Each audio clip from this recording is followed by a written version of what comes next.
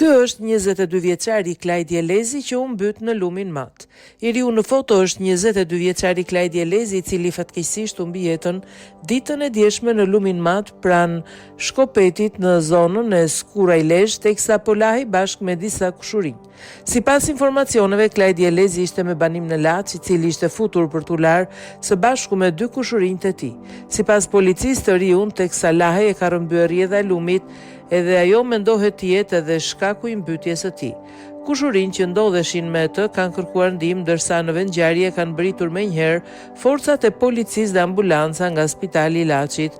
Pavarësisht përpjekjeve për ndihmë, mjekët kanë konstatuar se 22 vjeçari ka ndruar jetë. Trupi i tij u nxor nga uji. Policia ka nisur hetimet për këtë rast të rënd.